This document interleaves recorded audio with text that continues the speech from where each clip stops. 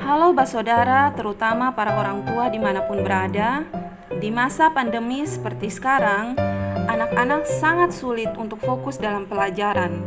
Dan penting bagi para orang tua untuk menentukan sikap. Apa sih hal pertama yang harus dilakukan? Tentu, para orang tua wajib untuk mencari tahu apa saja yang menjadi penyebab sehingga anak-anak sulit sekali untuk fokus dalam belajar. Ayo kita mencari tahu dan kita belajar bersama.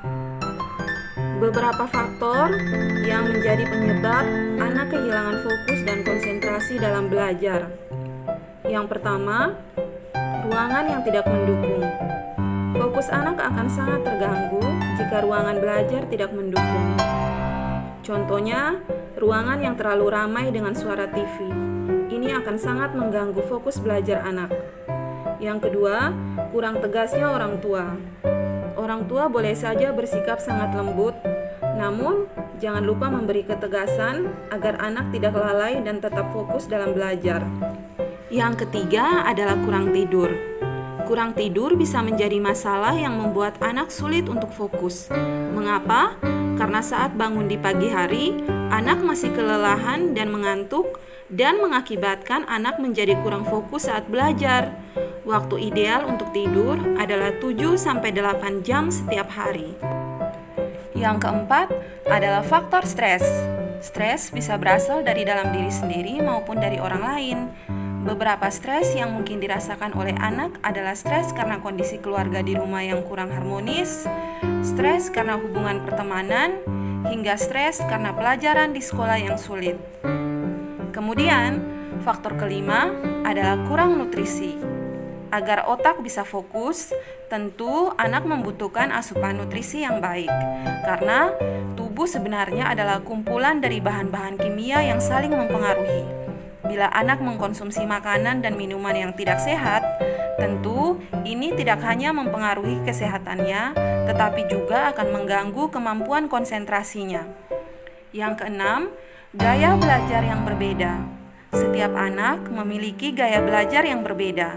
Ada anak yang gaya belajarnya bersifat visual, lewat gambar atau tulisan. Ada juga anak yang gaya belajarnya bersifat auditori atau lewat suara. Dan ada anak yang gaya belajarnya bersifat kinestetik atau dengan bergerak. Faktor penyebab yang terakhir adalah gangguan belajar.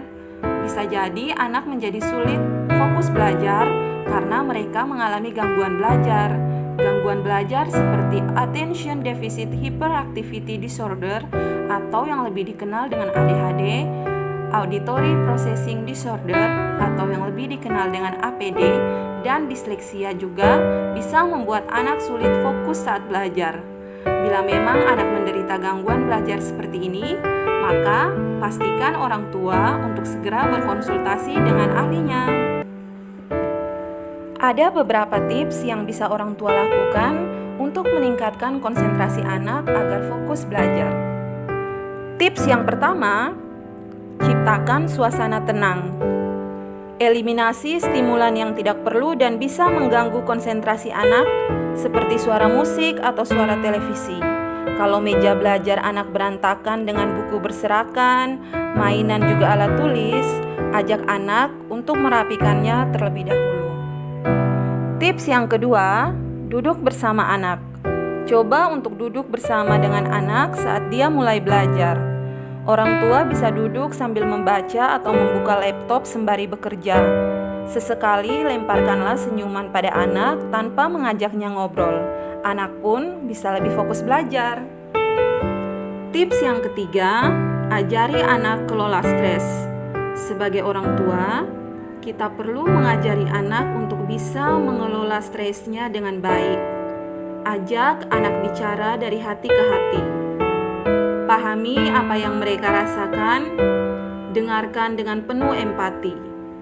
Jangan buru-buru memberikan masukan ataupun penilaian terhadap cerita mereka. Berikan pemahaman pada anak bahwa dengan bercerita maka kondisi stres dapat ditekan. Ajak anak berdoa dan selalu memberikan sugesti yang positif. Ini akan membuat anak berhasil mengelola stres yang mereka rasakan. Tips yang keempat, berikan jeda. Jangan lupa untuk memberikan anak waktu istirahat di tengah-tengah proses belajar mereka. Daya konsentrasi anak rata-rata hanya bertahan selama 20-30 menit. Maka jangan terus memaksa mereka untuk belajar lebih lama lagi. Berikan jeda di tengah-tengah belajar. Biarkan anak belajar selama 30 menit, kemudian jeda sejenak selama 5-10 menit. Ini akan mampu menjaga fokus anak. Tips yang kelima, seimbangkan dengan waktu bermain. Biarkan anak memilih sendiri aktivitas yang ingin dilakukan di sela jam belajar. Anak bisa bermain game atau memutar lagu setelah menyelesaikan waktu belajar yang sudah disepakati. Saat waktu bermain yang sudah ditentukan habis, ajak anak untuk kembali belajar. Tips yang keenam, dorong anak untuk aktif. Ingat, di sini orang tua hanya membantu anak. Pastikan anak yang sepenuhnya mengerjakan tugas-tugasnya. Saat orang tua terlalu banyak mengambil alih, maka yang berkonsentrasi justru adalah orang tuanya dan bukan si anak. Selain itu, dorong anak untuk terlibat aktif dalam menentukan waktu belajar, waktu bermain, serta konsekuensinya. Ajak dia untuk bertanggung jawab akan keputusan yang diambil. Tips yang ketujuh, pahami gaya belajar anak. Setiap anak memiliki kemampuan yang berbeda-beda dalam memahami materi. Sebagian besar mungkin bisa memahami materi belajar dengan membaca atau melihat. Tetapi ada juga yang bisa memahami hanya dengan mendengarkan saja. Bahkan ada juga yang harus dengan bergerak terlebih dahulu. Dengan mengetahui gaya belajar yang dimiliki anak, orang tua bisa memfasilitasi dengan baik. Misalnya, untuk anak dengan gaya belajar visual, orang tua bisa menunjukkan materi-materi dalam bentuk yang menarik. Nah, video pembelajaran bisa jadi salah satu alternatif. Kemudian, bila anak memiliki gaya belajar auditori, orang tua bisa membantunya belajar dengan membacakan materi belajarnya atau biarkan dia mendengarkan rekaman materi belajar dari sekolah. Dan yang terakhir, bila anak memiliki gaya belajar kinestetik, orang tua tentu tak bisa membuatnya belajar dengan duduk diam di meja belajar. Biarkan anak bergerak bebas saat belajar. Belajar di ruang terbuka biasanya lebih cocok untuk anak kinestetik. Tips yang kedelapan, penuhi asupan gizi anak. Bila selama ini anak cenderung mengonsumsi makanan instan, maka orang tua wajib mengubah kebiasaan ini. Ajak anak untuk selalu makan makanan dengan gizi yang seimbang. Sediakan camilan untuk menemani mereka belajar. Buah potong yang segar atau segelas jus akan membuat mereka merasa fresh saat belajar. Bila perlu, beri anak asupan vitamin yang bisa meningkatkan daya fokusnya.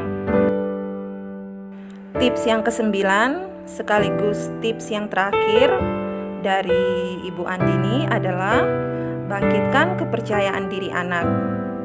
Orang tua hendaknya dapat mengajarkan kepada anak untuk percaya akan kemampuannya sendiri, kemudian memberikan motivasi pada anak, membiasakan anak untuk selalu mengatakan pada diri sendiri bahwa aku akan berusaha maksimal atau aku bisa.